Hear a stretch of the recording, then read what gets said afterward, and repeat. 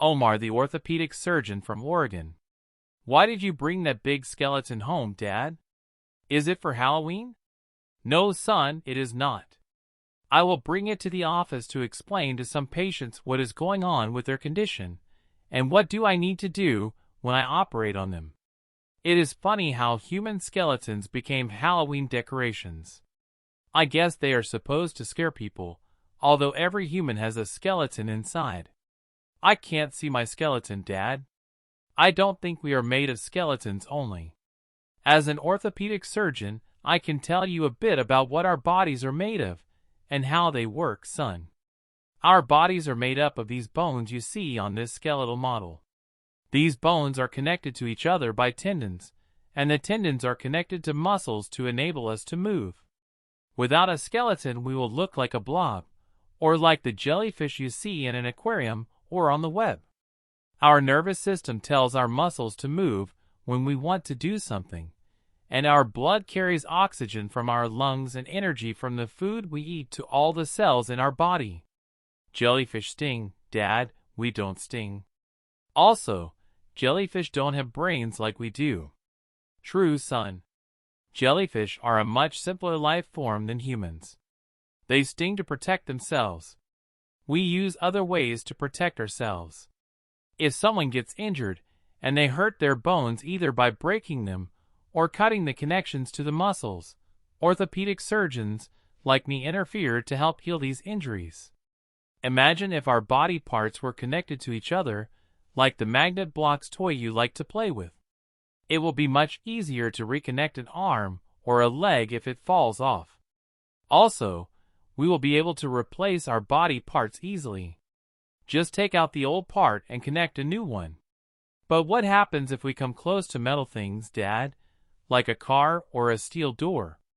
If we were made from magnets, we will get stuck to these things, for sure, or small metal things will get stuck to us, like nuts, bolts, pins, spoons, and anything magnetic. We will also get stuck to other people if we come close to them. So, fixing a human made from magnetic pieces is easy, Dad, but I think life will be very difficult. Looks like it is better the other way around, where life is much easier the way we are built, but more difficult to fix. I think we are more living than fixing all the time. So how difficult is it to fix a bone if it gets broken, Dad? It depends on the injury or problem, son. Some people have bone deformities when they are born, or develop them as they grow older. Others are very healthy, however they get into accidents, like falling, or getting into a car accident, or from playing sports. How could someone be born with bone problems, Dad? Aren't all babies born healthy? Many babies are born healthy, son, but some babies are born with health issues, and bone deformities are one of them. The mom could have had a bad diet or taken a medicine that affected bone growth before the baby was born. So a baby might have a badly shaped spine, or a leg that is shorter than the other leg, or a condition that makes the bones fragile and easy to break. Orthopedic specialists and surgeons help people with some of these and many other bone-related conditions. So, you can make a short leg longer to match the other leg, Dad? Yes, son.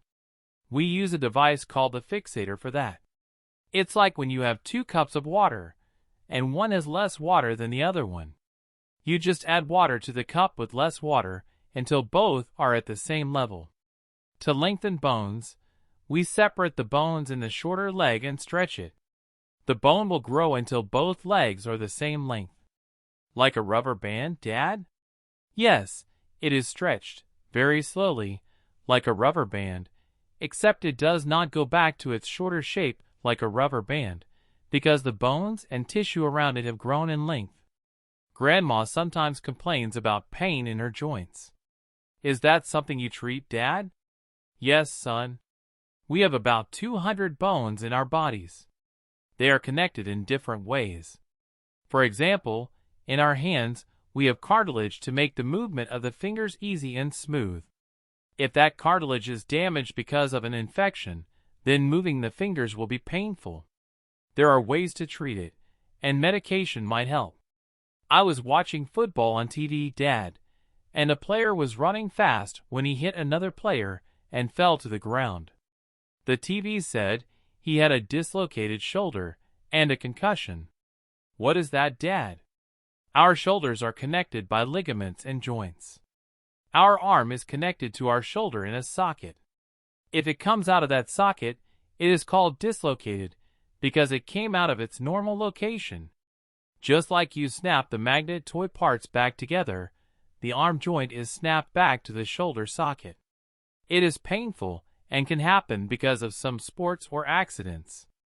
Concussions happen when the head is hit with something or jolted suddenly. Our head has one of the most important parts in our body, the brain. If a sudden jolt or shaking happens to it, then we call that a concussion. It might be slight or could be serious, but it is not good for the brain. That is why in some sports, like football, players wear protective headgear to reduce the effects of the blows to the head during a game. Ice hockey, baseball, and softball also require the players to wear protective headgear. Are concussions bad, Dad? Any injury to the brain is bad, son. Whether we see the effects of that injury immediately or after many years, brain injuries are never good. There are no good injuries to any body part. However, the brain is especially important because it is the center of our body's command and control. While it might be easy to treat a broken arm, hip, or leg, it is much more difficult to treat the brain. It has a specialized field of its own called neuroscience. I don't deal with these kinds of injuries. There are specialists for almost every body part or function. Son, mine is bones, joints, and muscles. So much to know, Dad. How do I become an orthopedic surgeon like you? You need to study very hard in school, son. Then go to college and learn about human biology or learn chemistry. Then you go to medical school and learn about the healthy body and the diseases that can affect it.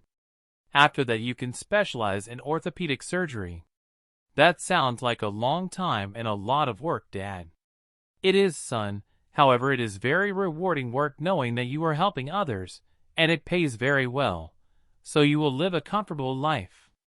That evening Omar had a dream. Next morning, he woke his dad up to tell him what he saw. Dad, I had a dream last night. Good morning, son. What did you see? I became an orthopedic surgeon.